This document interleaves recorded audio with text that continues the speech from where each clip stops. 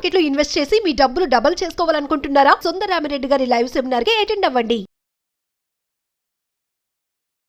Hi viewers, India's largest digital media network Suman టీవీకి స్వాగతం.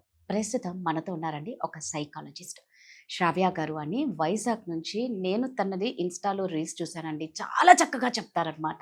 So నాకు అప్పుడు అనిపించింది బోల్డ్ అనే టాపిక్స్ శ్రావ్య గారితో చెయ్యొచ్చు అని చెప్పి నేను ఇన్స్టాలో పాపం మెసేజ్ చేసిన వెంటనే రిప్లై ఇచ్చారు.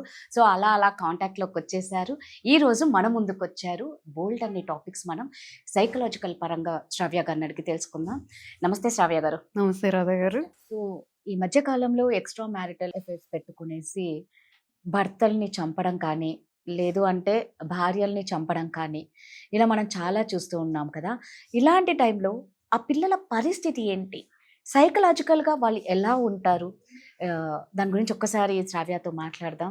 సో శ్రావ్య గారు, ఇందాక నేను అన్నట్లు ఈ ఎక్స్ట్రా మ్యారిటల్ లైఫ్లో ఎఫైర్స్ ఎక్కువ పెట్టుకునేసి ఇంట్లో భర్తను చంపేయడం, అలాంటి కేసెస్ మనం ఎక్కువ చూస్తున్నాం.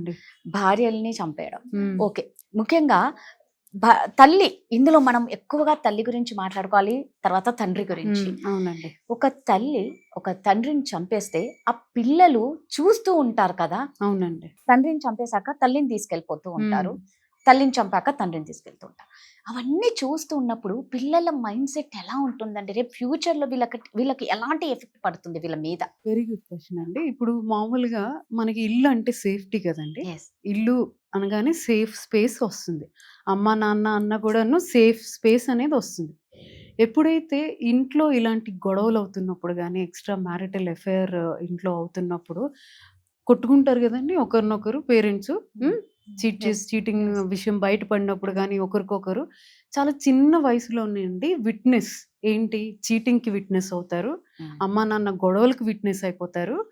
ఇవన్నీ కాకుండా అండి వాళ్ళకి మ్యారేజ్ అంటే ఇలానే ఉంటుంది, ఇంత స్కేరీగా ఉంటుంది అనేది చాలా ఎర్లీ ఏజ్లోనే ఒక స్టాంప్ లాగా అయిపోతుందండి. సో ఇలాంటి కేసులో ఏమవుతుంది అంటే కాన్స్టెంట్ ఫియర్లో ఉండిపోతారండి పిల్లలు. నేను ఇందాక చెప్పినట్టు ఇల్లు అనేది సేఫ్ స్పేస్ లాగా ఉండాలి, అమ్మ నాన్న సేఫ్ స్పేస్ లాగా ఉండాలి.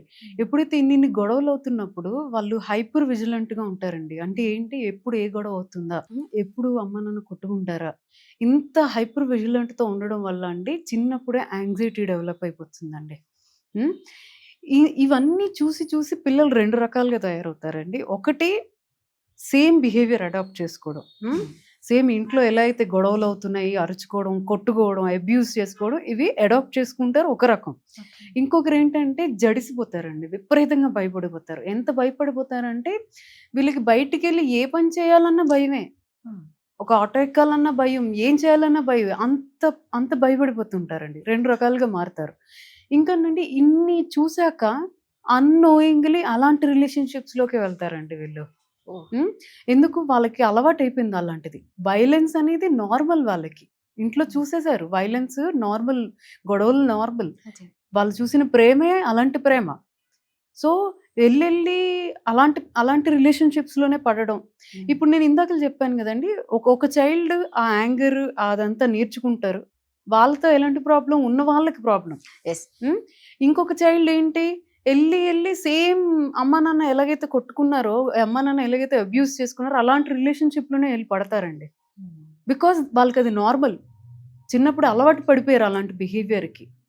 సో వెళ్ళి అలాంటి రిలేషన్షిప్లోనే పడతారు. సో శ్రావ్య గారు, ఈ ఎఫైర్స్ వల్ల కానీ, సెపరేషన్ వల్ల కానీ పిల్లలు ఎలా ఫీల్ అవుతూ ఉంటారు? పిల్లలు చాలా ప్రభావం ఉంటుందండి.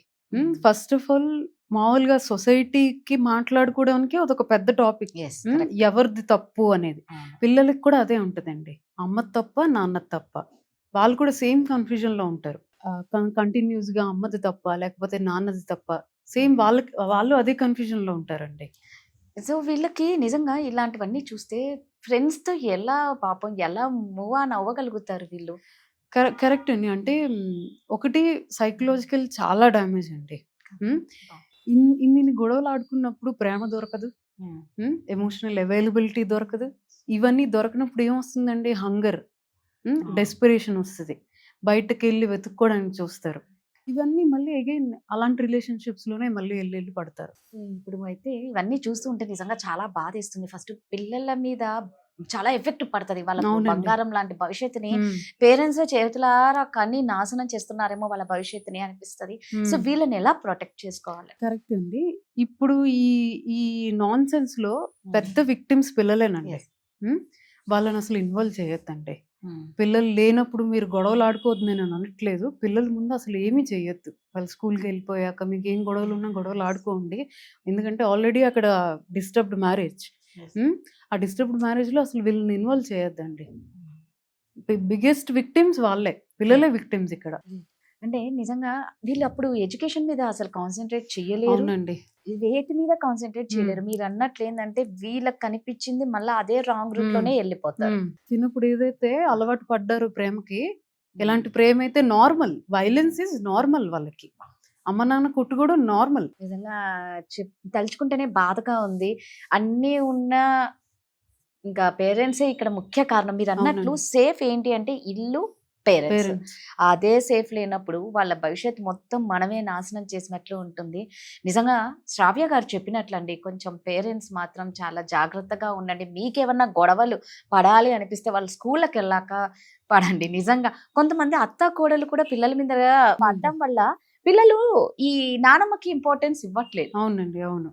బికాస్ తను పిల్లల ముందర వాళ్ళ అత్తను అరుస్తుంది, కంప్లైంట్స్ ఇవ్వడం అత్త కోడల మీద, కోడలు అత్త మీద. ఫస్ట్ ఆఫ్ ఆల్ వాళ్ళకి కన్ఫ్యూజన్ వచ్చేస్తుందండి.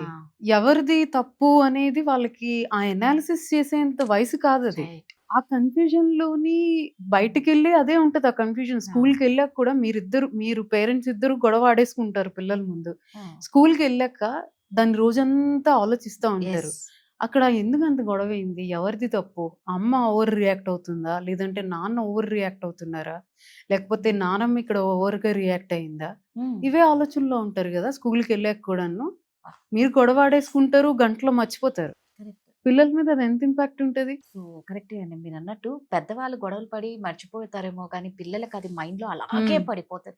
అంత లేత మనసులు ఉన్న పిల్లలతో మనం ఎంత బాగా కనెక్షన్ పెట్టుకుంటే వాళ్ళ లైఫ్ అంతా బాగుంటుంది. దయచేసి ఇంట్లో మాత్రం పిల్లల ముందర ఎటువంటి గొడవలు జరుపుకోకండి, పిల్లలకి ఎఫెక్ట్ అవుతుంది. థ్యాంక్ యూ శ్రావ్య గారు. థ్యాంక్ యూ అండి.